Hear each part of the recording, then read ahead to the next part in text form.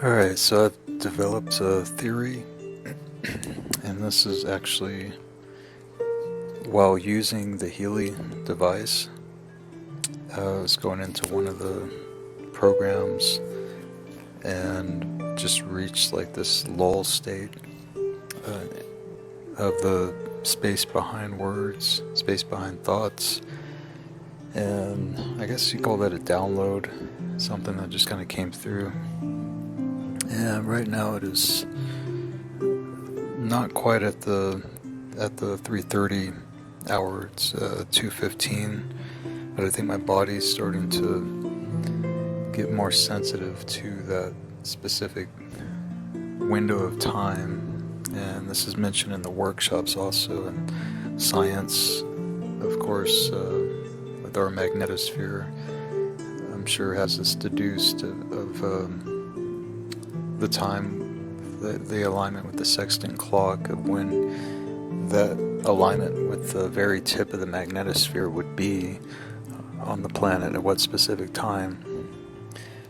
I'm sure that that's already been figured out and everything, and Yesha's mentioned it in the workshops already. So I have a theory with the Magnetotail, I guess. I need to research this a little, hang on. Okay, I actually found a really interesting article, and it kind of sounds like some of the stuff that Yesha's been quoting at the workshops from like NASA articles and stuff. So let me see where to start. Earth's magnetic field is our planet's first line of defense against the bombardment of the solar wind. This stream of plasma is launched by the sun and travels across the solar system, carrying its own magnetic field with it. Depending on how the solar wind's interplanetary magnetic field, IMF for short, is aligned with Earth's magnetic field. So that's the solar wind's magnetic field, how that aligns to Earth's magnetic field. It will cause different phenomena. Different phenomena can arise in Earth's immediate environment. One well-known process is magnetic reconnection. I remember her saying magnetic reconnection. I remember her talking about that, and I'm just kind of getting on this line of information tonight. With sleep, I think, let me just say this real quick and I'll finish reading the article. But I've developed a theory, and I've been staying up really late the last couple nights, almost to sunrise, like 4:35, and on minimal sleep. I didn't sleep too late in the day, and it feels like there's kind of this almost like a seesaw or something. It's how I'm experiencing it, of energy, and there's frequency that comes in through the magnetosphere that if you attune to that, I think kind of gives enough of a charge of quantum, and maybe possibly it's allowing more quantum to come back during the sun activations during the day. And I think you kind of get on this euphoria, like this high where you're not like super tired. You're still active and able to do stuff, but it's a different quantum that you receive from the night before or early morning before with the magnetosphere. When you're attuned to it, when you go into alignment with it, and I'm not saying everybody goes into alignment with it. It's probably another important thing to note, because the sextant clock is constantly dragging us, pulling us around, but it is kind of a breach. It's like a really thin breach of what she's described as crystic frequency that comes in through the tip of the tail at this specific time in the morning, 3:30, 3:33, I think, possibly an activation, 12:12. But I think 3:30 is like the peak of it, the widest. So I'll keep reading this. Magnetic reconnection. Where One well-known process is magnetic reconnection, where magnetic field lines pointing in opposite directions spontaneously break and reconnect with other nearby field lines. This redirects their plasma load into the magnetosphere, opening the door to the solar wind and allowing it to reach Earth.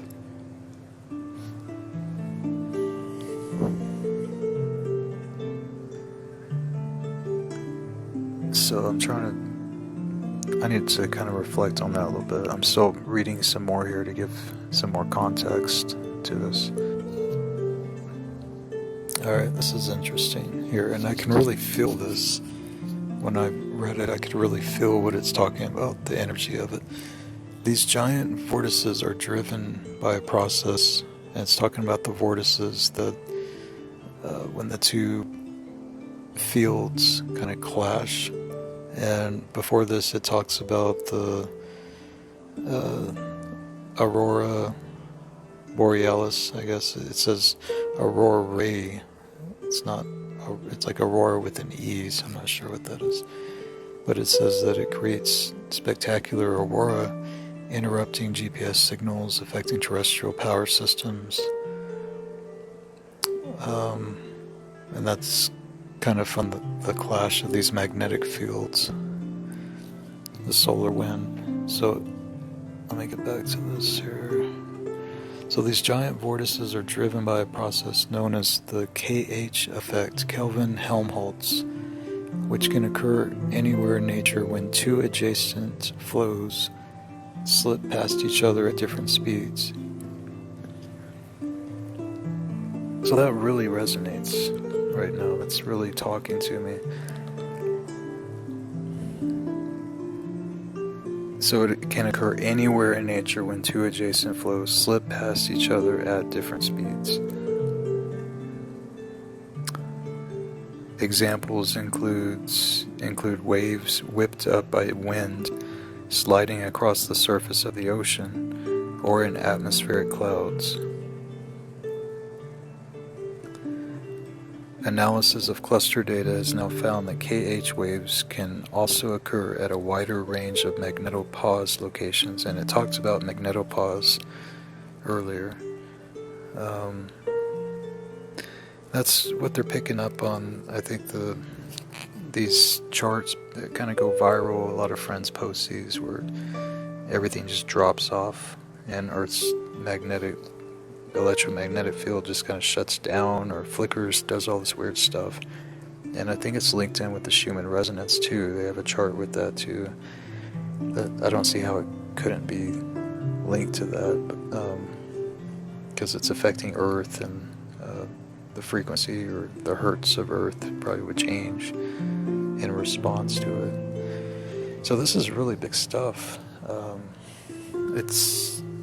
It's not science fiction, really. We're detecting some energy that's happening to the planet that's kind of changing. I don't know enough to say that this hasn't been happening for a long time and that we're just now able to see it. It could be something that's old, that's always happened, or maybe always happened on certain time cycles, and maybe we're going into something else, into a new one. But it does appear to have drastic changes since the measurements of these occurrences and solar winds has come online. It's almost like it's intensifying as we're learning about it, which is really interesting too. And the tools that we're using to view these dynamics is also something to consider. But the magnetopause is really an interesting thing. I guess that's when the vortices clash enough to make a broad opening from the Van Allen belts, which don't meet fully. So if I'm understanding it, I think it widens the Van Allen belt, or maybe it makes another gap somewhere around the Van Allen belt's electromagnetic field.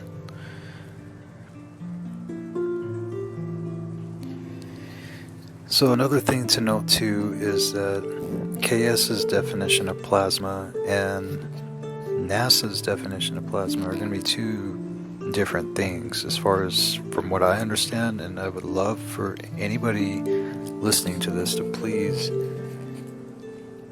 help distinguish how they're different. I think that would be really fascinating. I haven't taken it upon myself to research it enough to look at the definitions. I think, what is it, black matter has something to do with the plasma,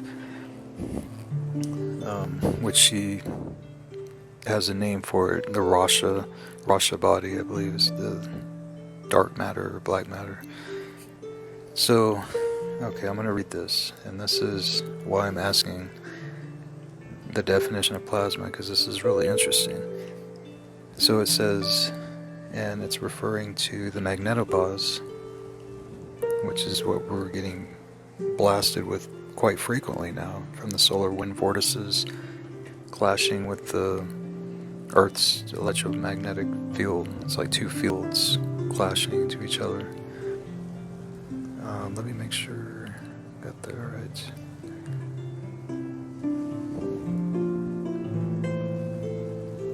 Magnetopause.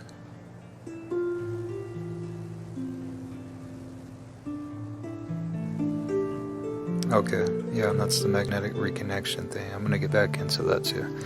Alright, so there's a quote here.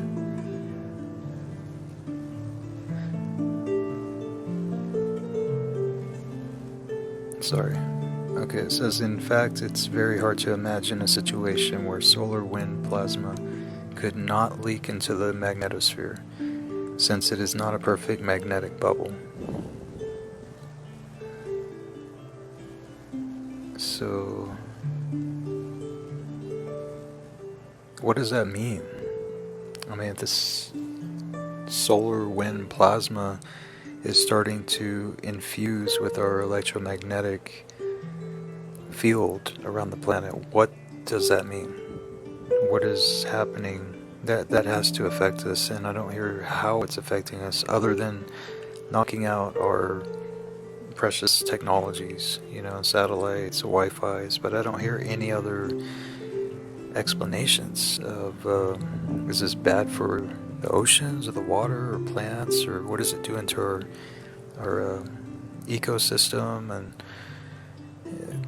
clouds, obviously we're being sprayed heavily with a lot of weird stuff, including aluminum and these weird things in the chemtrails, and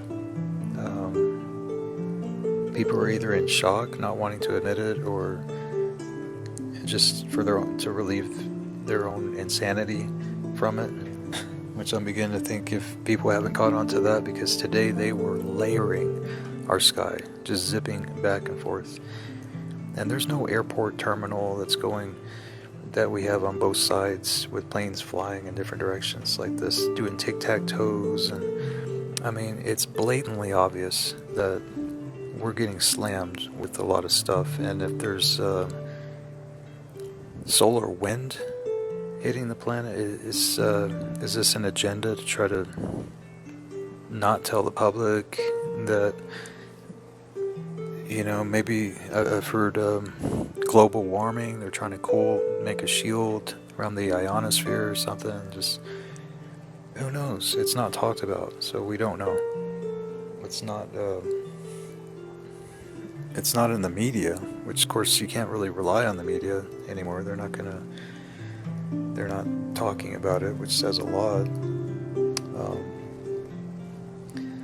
Our government isn't talking about it, which to me says a lot. That says a lot, because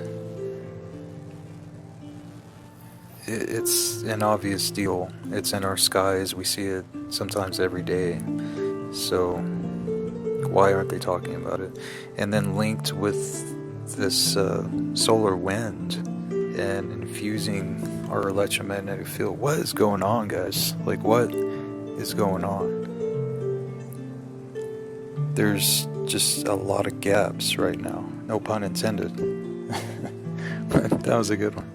But there's a lot of missing territory to be to have a conversation going right now. Like, we need to start talking about this if nobody else is talking about it.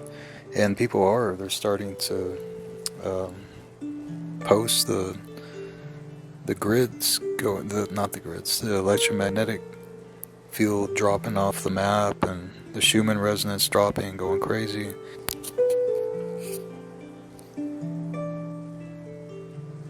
Yeah, people are talking about it now. They are. But it's like there's a lot of things that we just don't know what's happening right now.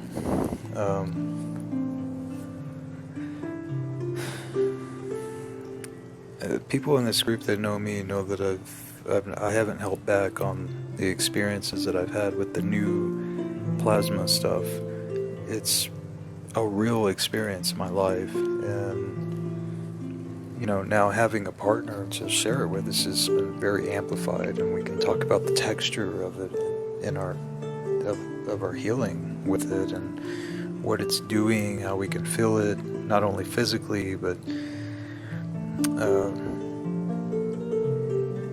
daily life type stuff. There's an upgrade, there's an upshift that comes with it, an evolution, a little mini evolution each time that comes with it. It lifts you up. The only comparison I can think of is the Holy Spirit, and people are receiving that level of intervention in their lives, but this feels like a hands-on, at will breathing techniques that you can just do and bring it in and have such a close relationship with it, where you know that you're going to receive more. You're just going to receive more. You're going to get more. Your eyes are going to open wider, and something's going to happen. It's not always pretty, It's not always pretty. It isn't. But it's shedding the layers, and each time a complete layer is shed, you're born again in the spirit, is what Christians would call it, or you are a new person. And maybe there is some kind of link with that experience and how we shed our cells, and how we literally physically are different, have different complete cellular structure of the organs in our body after how many months or days or years. I guess it's different for the parts, organs of our body, the bones and stuff. It probably takes longer, some parts to shed. But yeah, I'm just going into a lot of stuff here, but it's and that's the frequency that you start to get in this hour. Just, there's a stillness, everybody's not, it's almost like that movie, what was it, Dark Sky or Dark City, something like that, where it's like the opposite. It feels like the daytime and the hustle bustle, everybody driving like maniacs and trying to get to work and just trying to pay rent, and it feels like that's the dark city, and it's happening during the daytime. And nighttime, in the stillness, you get a little glimpse, and you get a little peek of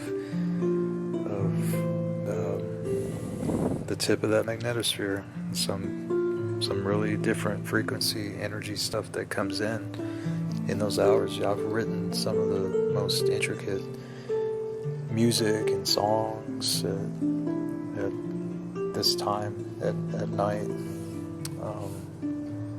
Just a really sacred time. There's a sacred space, and I really resonate with that also in the workshops of when they're up to all weird hours. They call it guardian time, and there's a special stillness to catch there. So, alright, this is like 20 minutes now, geez.